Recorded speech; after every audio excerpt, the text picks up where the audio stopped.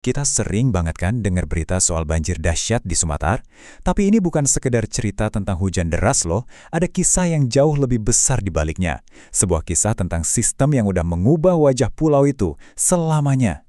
Yuk kita bongkar bareng-bareng apa yang sebenarnya terjadi.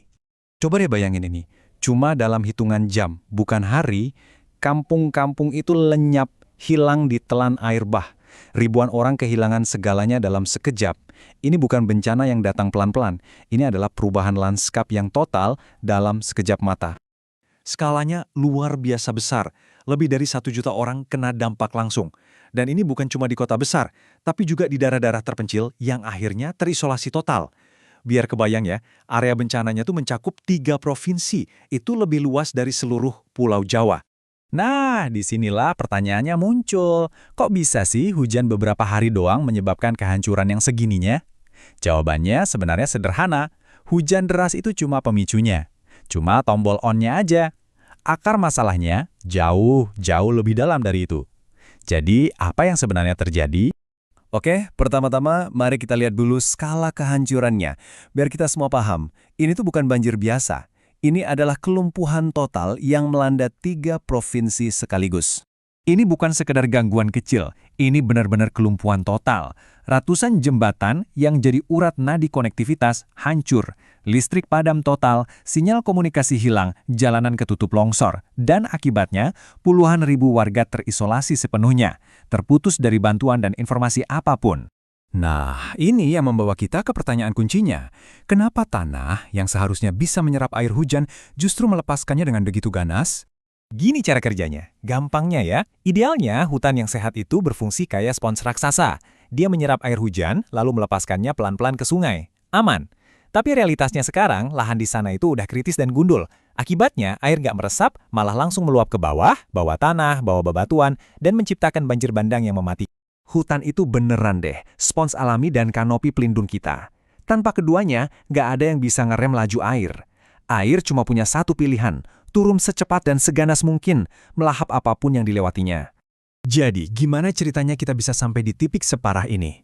Kerusakan ini tuh nggak terjadi dalam semalam. Ini adalah jejak kehancuran yang terakumulasi selama 50 tahun. Kita runut sedikit ya. Sejak tahun 70-an, hutan primer kita dieksploitasi secara masif demi devisa. Masuk tahun 90-an sampai sekarang, giliran industri sawit dan tambang yang ekspansinya super agresif, sering banget tumpang tindih dengan kawasan lindung. Hasilnya, ya, ini yang kita lihat sekarang. Ekosistem yang rapuh, tanah yang labil, dan sebuah pulau yang ibaratnya jadi bom waktu bencana. Penting untuk kita sadari, kerusakan ini bukan kecelakaan. Ini adalah hasil dari sebuah sistem yang disebut ekonomi ekstraktif.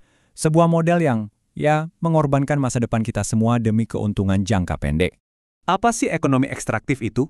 Ini adalah model pembangunan yang paling primitif. Tebang hutan, gali tanah, jual mentahnya, dan udah. Abai sama kerusakannya. Ini memang cara instan buat dapat uang, tapi dengan biaya masa depan yang sangat-sangat mahal. Jadi ada dua jalan kan? Di satu sisi ada model ekstraktif yang cuma bisa mengeksploitasi alam.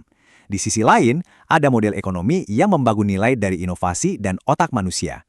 Menciptakan kemajuan tanpa harus menghancurkan fondasi alamnya. Nah, dengan skala kerusakan sebesar ini, banyak banget yang bertanya, kenapa ini tidak ditetapkan sebagai bencana nasional? Jawabannya ternyata adalah kalkulasi politik. Ada dua alasan utama yang sangat logis kalau kita lihat dari sudut pandang politik ya. Pertama, soal anggaran. Status bencana nasional berarti pemerintah pusat harus menanggung semua biaya pemulihan yang bisa mencapai triliunan rupiah dan ini bisa mengganggu proyek-proyek lain. Kedua, soal citra. Status ini bakal menarik sorotan internasional pada akar masalahnya, deforestasi dan tata kelola yang buruk, sebuah narasi yang tentu saja ingin dihindari. Poin paling krusialnya adalah ini. Ini bukan kejadian satu kali. Ini adalah sebuah siklus. Siklus yang harus diputus. Kalau tidak, ya bencana ini akan terus berulang. Inilah inti masalahnya. Selama hutan cuma dianggap sebagai komoditas untuk dijual, bukan sebagai infrastruktur alam yang vital, maka bencana hanyalah masalah waktu. Ini akan terjadi lagi pada hujan berikutnya. Tapi ironi yang paling menyakitkan ada di sini. Izin-izin itu diberikan di kantor-kantor mewah di kota besar, tapi dampaknya dirasakan oleh masyarakat di desa-desa terpencil yang rumahnya hanyut terbawa banjir.